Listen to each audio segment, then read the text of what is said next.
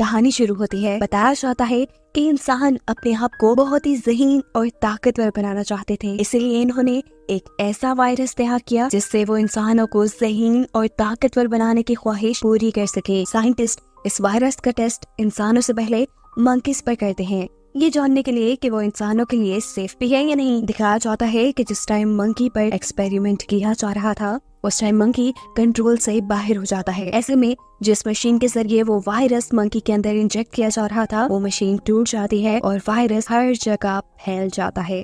ये वायरस दुनिया में बहुत तेजी से फैला, इंसानों के साथ साथ इसने ह्यूमंस को भी इन्फेक्टेड किया। इंसानों पर इसका बहुत बुरा असर हुआ। इन्फेक्टेड हुए इंसान या तो मारे गए और अगर कुछ जिंदा बचे तो उनका माइंड यानी दिमाग उनका साथ देना छोड़ चुका था। जबकि दूसरी तरफ एप्स यानी मंकीज पर इसका उल्टा यानी अच्छा असर हुआ। वो इंसानों की तरह ज़हीन हो गए, सोचने समझने लगे। आसान लफ्जों में ये कि अब इस दुनिया को एप्स ने इंसानों की तरह संभाल लिया है, जबकि इंसान जानवरों की तरह जंगलों में निकल गए। ना कुछ बोल सकते हैं अब वो और ना ही समझ सकते हैं। इन सभी एप्स का लीडर था सीजर, जिसकी किसी जंग में मौत हो जाती है और अब उसके मरने के 300 साल बाद हम उसके ट्राइब यानी कबीले को देखते हैं। सभी एप्स इंसानों की तरह मिलकर जिंदगी गुजारने के साथ आपस में बातें भी करने के काबिल हैं। अब इसी टाइम पर हमें मिलवाया जाता है नोवा से, जो कि इस मूवी का मेन कैरेक्टर होने के साथ साथ इस ट्राइब के लीडर का भी बेटा है। नोवा अपने दोस्तों के साथ पहाड़ियों पे जा रहा है ईगल्स के अंडे लेने के लिए। ये उनकी एक रस्म थी। सभी एप्स के पास अपने अपने ईगल्स पेट थे।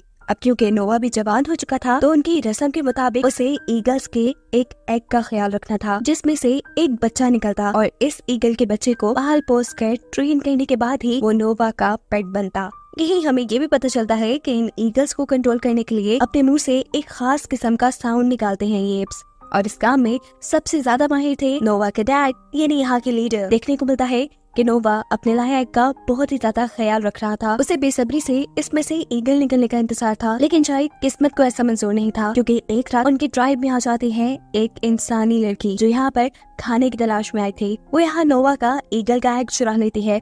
नोवा उसे देख लेता है, जिससे बचने के लिए ये लड़की फौरन ही जंगल की तरफ भागती है, लेकिन नोवा अपना एग बचाने के लिए उसके पीछे पड़ जाता है और इस सारी भागम दौड़ी में टूट जाता है नोवा को वो एग। देखकर नोवा दुखी हुआ, इसलिए वो डिसाइड करता है कि अब वो अपने दोस्तों के साथ दोबारा पहाड़ियों पे जाएगा एक और एग ढूंढने के लिए। इससे पहले कि वो पहाड़ों से एक नया एग लेता, उसे पहाड़ों पर अपने ट्राइब के 2 एप्स जख्मी हालत में मिलते हैं। इनकी हालत इतनी खराब थी कि वो मरने वाले थे। नोवा इन्हें देखकर परेशान हो जाता है। वो इनसे पूछता है आखिर तुम्हारा ये हाल किसने किया। वो बताते हैं कि हमारी ये हालत दूसरे ट्राइब के एप्स ने की है, जो हमारी ही तरह मिलकर समुद्र के किनारे रहते हैं। ये जख्मी एप्स नोवा से कहते हैं कि शायद उस ट्राइब के एप्स हम जंगल में रहने वाले एप्स से नफरत करते हैं, इसीलिए हम पर हमला करके हमें बर्बाद करना चाह रहे हैं। वो उनकी तो ये भी प्लानिंग है कि वो हमारे बचे हुए एप्स को गुलाम बना देंगे और जो उनकी गुलामी से इनकार करेगा उन्हें मार दिया जाएगा। दिखाया जाता है कि समुद्री एप्स ने जंगल के दरमियान में नोवा के ट्राइब का ठिकाना भी ढूंढ लिया था। वो लोग अपने हथियार लेकर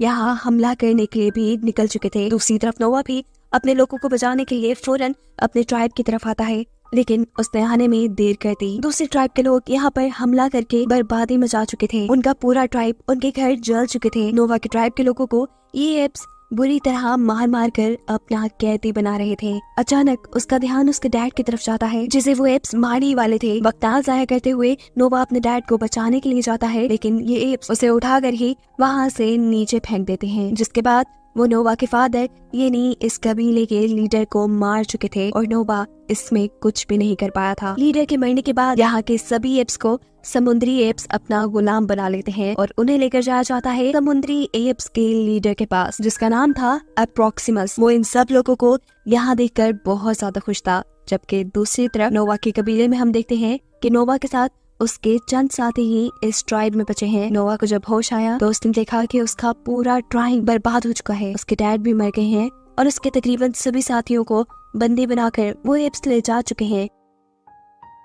दुख में नोवा को कुछ समझ नहीं आता। वो सबसे पहले अपने डैड का फ्यूनरल करता है और उनसे वादा करता है, डैड मैं लूंगा आपकी मौत का बदला, मैं आपके मारने वालों की जिंदगी बर्बाद कर दूंगा और अपने सभी साथियों को छुड़वा कर यहाँ वापस लाऊंगा, ये वादा है मेरा आपसे। नोवा समुद्र की तरफ अपने सफर के लिए निकल जाता है, जहाँ रास्ते में उसे एक दूसरी किस्म का मंकी मिलता है। ये मंकीज असल में एप से कहीं ज्यादा ज़हीन है। ये मंकीज किताबें भी पढ़ते हैं। नोवा की किताबों के बारे में पूछने पर ये मंकी नोवा को बताता है कि इन्हीं किताबें कहते हैं, इनके अंदर बहुत से लफ्ज और तस्वीरें बनी हैं, जिस हर लफ्ज और तस्वीर का कुछ न कुछ मतलब होता है। ये मंकी नोवा को बताता है कि पहले जमाने में, सीजर के जमाने में, बहुत से मंकीज ऐसे थे जो इन किताबों में लिखी हुई चीजों को पढ़ और समझ पाते थे। नोवा से सवाल करता है कि सीजर कौन है, तो वो मंकी बताता है सीजर वो पहला मंकी था जिसमें सोचने समझने की सलाहियत थी और उसी की वजह से हम लोग एवोल्यूट हुए, यानी हमारे में भी तब्दीलियां आई और हम भी सोचने समझने और बोलने के काबिल हुए। सीजर ने ही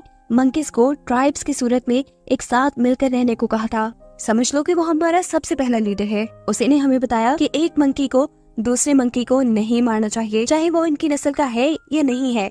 बातों ही बातों में कि लोग अच्छे दोस्त बन जाते हैं और एक साथ बैठकर खाना खाते हैं। इसी दौरान वो लड़की जिसे हम पहले भी देख चुके हैं, नोवा के घर के पास, वो दोबारा यहाँ पर आ जाती है खाने की तलाश में। इसे देखकर नोवा गुस्से में आ जाता है।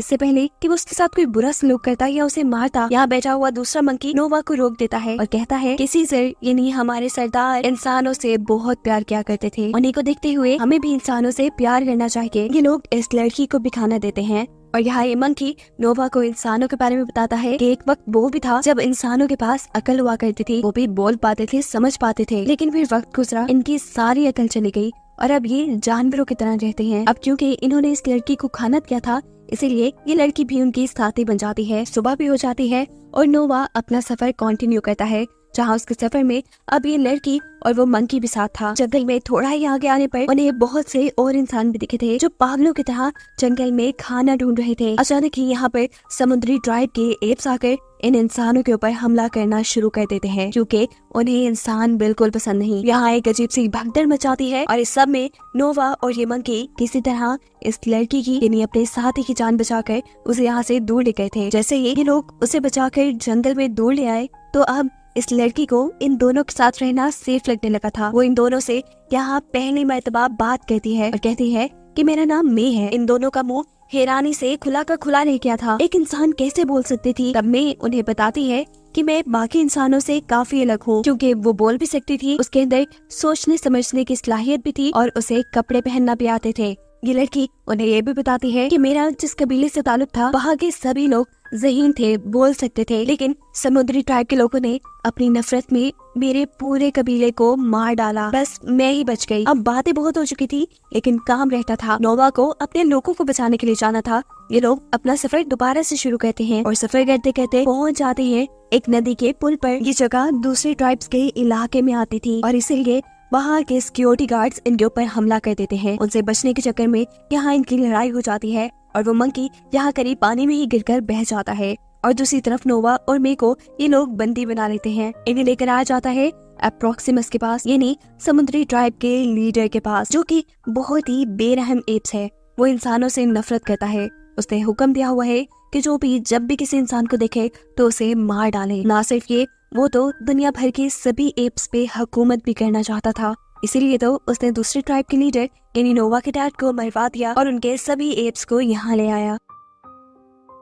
देखने को मिलता है कि ये एप्स समुद्र के बिल्कुल किनारे पे रहते हैं। अब समुद्र का पानी इनके इलाके में ना आ जाए, इसलिए इन्होंने समुद्र के आगे एक बहुत ही बड़ी दीवार बनाई हुई है। इतनी इंटेलिजेंस का काम अप्रोक्सिमस ने इंसानों को देख देख कर किया था। उसे इंसानों की हिस्ट्री के बारे में बहुत कुछ पता था। उसके पास तो ह्यूमन मिलिट्री का एक बहुत बड़ा शिप भी था।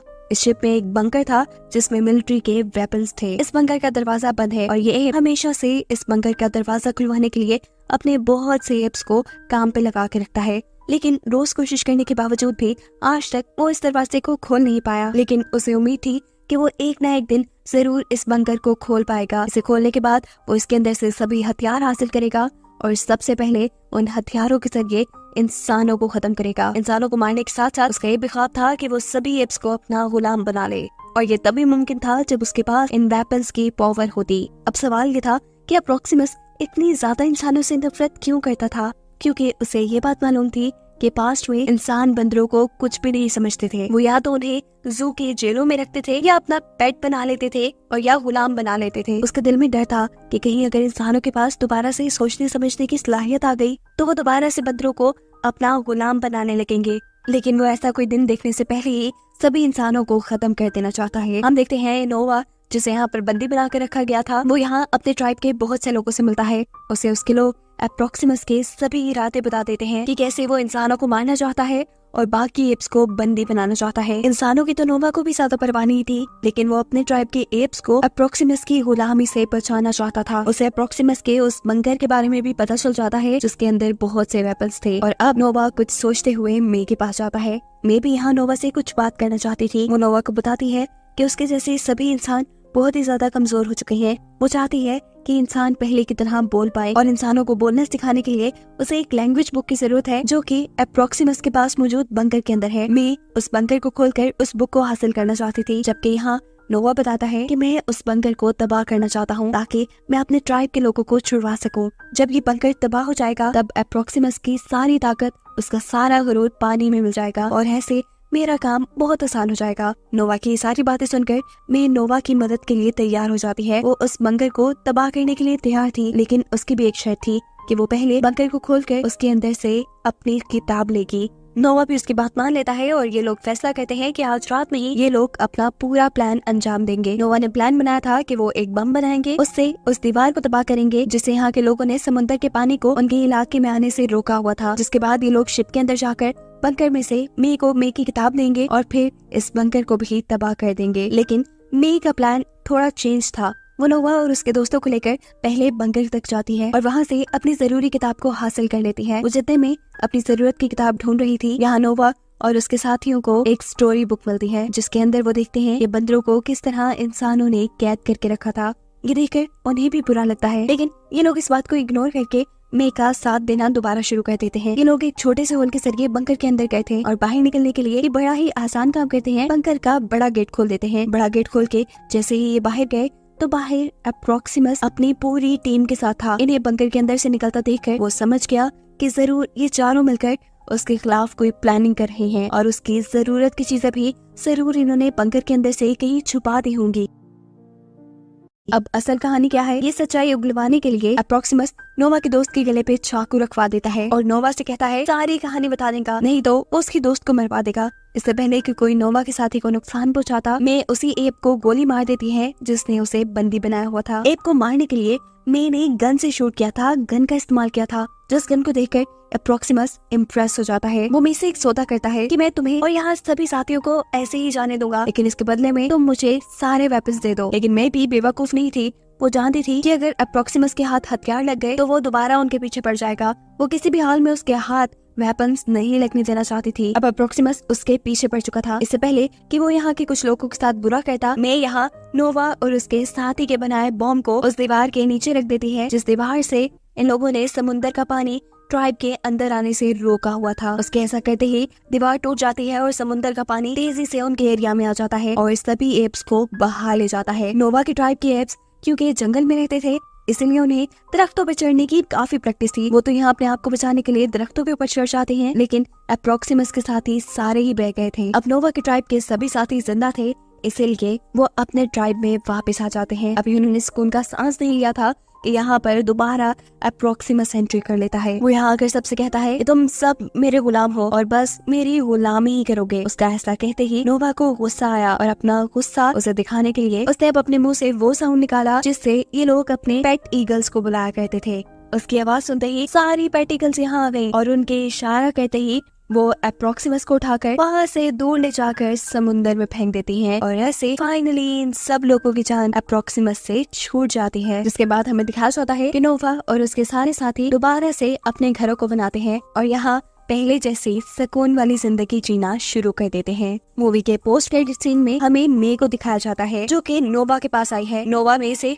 बहुत ही ज्यादा नाराज है क्योंकि मे ने उसे धोखा दिया था। जो बम उन्होंने बंकर को तबाह करने के लिए बनाया था, उस बम का इस्तेमाल मे ने दीवार तोड़ने के लिए किया था और इस धोखे से नोवा ने ये सबक सीख लिया था कि उन्हें कभी इंसानों पर एतबार नहीं करना और अब अपने आप को इतना डेवलप करना है कि कोई ना तो उन्हें हरा पाए और ना ही कभी उन्हें धोखा देकर कैद कर पाए। जबकि दूसरी तरफ इंसान तो अपनी ही प्लानिंग्स में थे। मे ने असल में बंकर से जो किताब उठाई थी वो कोई लैंग्वेज बुक नहीं थी बल्कि सैटेलाइट की बुकलेट थी जिसके अंदर सैटेलाइट को बनाने और उसे ठीक करने का पूरा तरीका लिखा था।